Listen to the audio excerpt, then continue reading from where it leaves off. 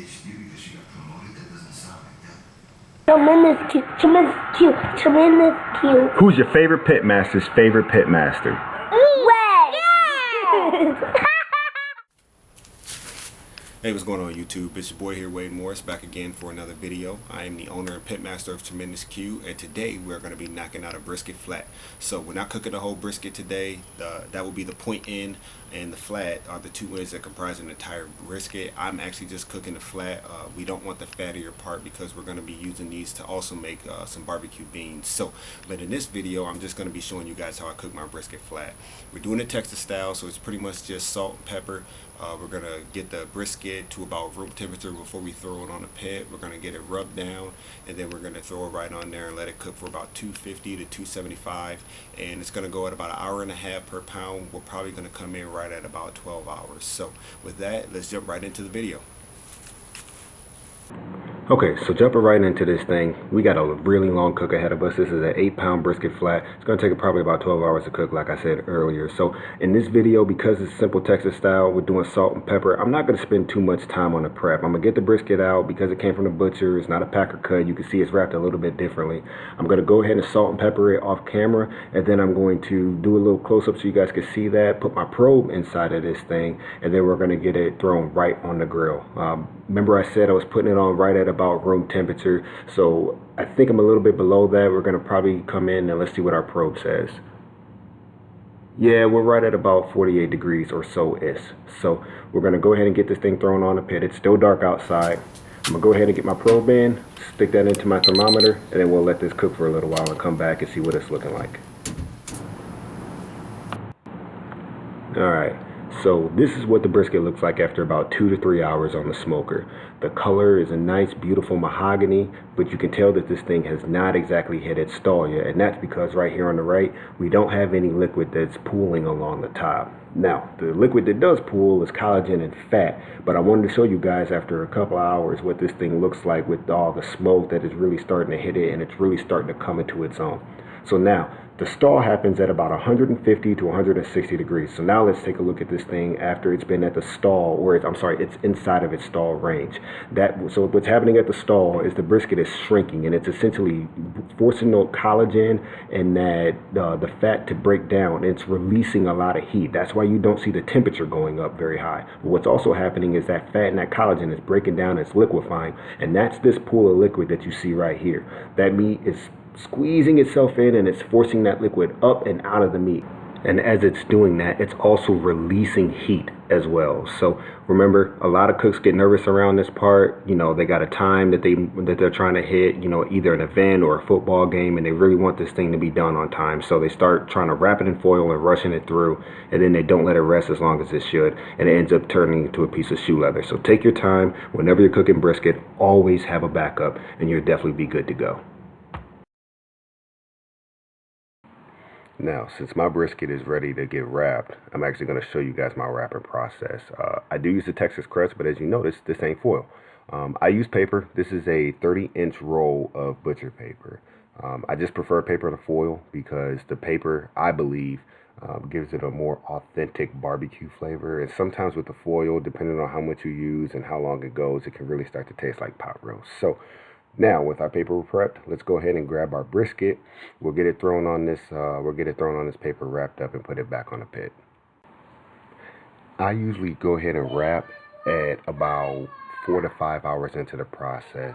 And, you know, at that point, you're not really gonna get a lot of more. You're not really gonna get too much more smoke into the cut of meat, even for a large cut of meat. So we're gonna go ahead, pull the brisket off the pit. I got my gloves on so I don't burn myself. And then we'll set it on the paper. There's no specific way that I do this other than I'll always try to make sure that I wrap it in such a manner that I can pull it on and off the pit rather easily. So don't worry about losing any of those juices that you had in the middle when the collagens will break it down and they started to pool along the top.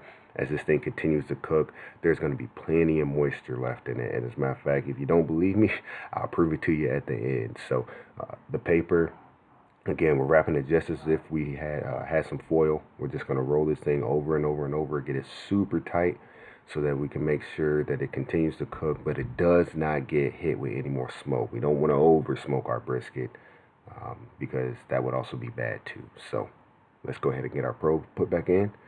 Again, we're going to probe in the thickest part of the meat so that we know when the whole thing is done. And let's go put it back on the pit.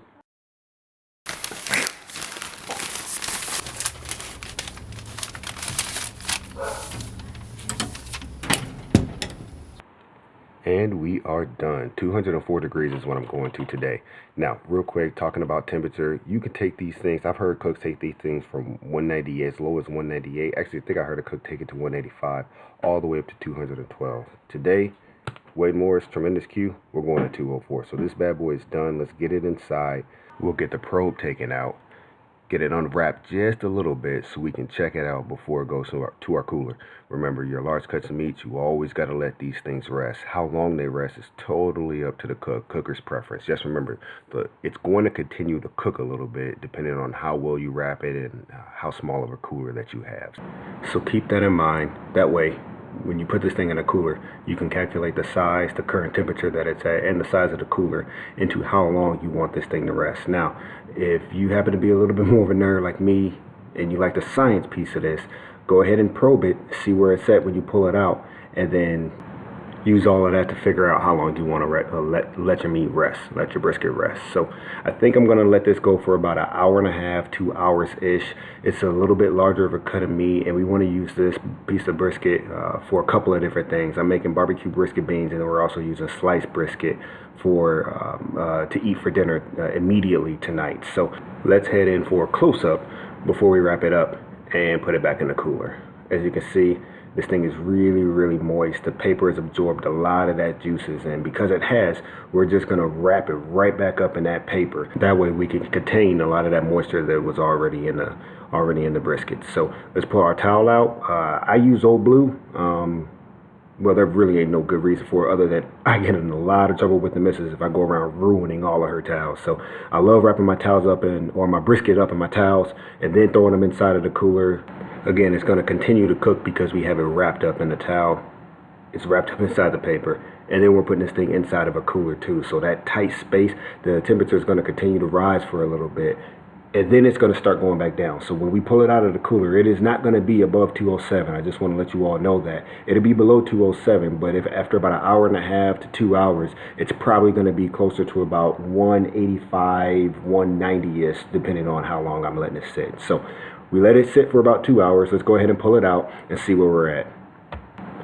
As we're unwrapping our brisket, something else that I'm also looking for besides temperature is the feel of this thing too. Kind of like with ribs or with steak, you know, there's a couple of different methods or just a lot of experience or something that you can use to figure out how well or how done your brisket is. When I'm lifting this thing up and it's in the paper, I'm feeling it a little bit too, so I can see for basically the buoyancy of the meat and see how tender it is.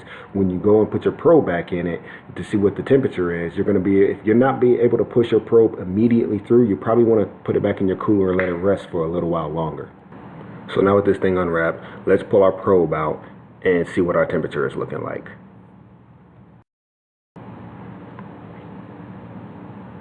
Alright, so after a 2-hour rest period, I think we're going to be sitting right at, about 185. So the temperature is about right where I want it. The feel is about right where I want it. Let's go ahead and get this thing cut up so I can show you guys what a really, really, really good, moist, funky brisket flat looks like.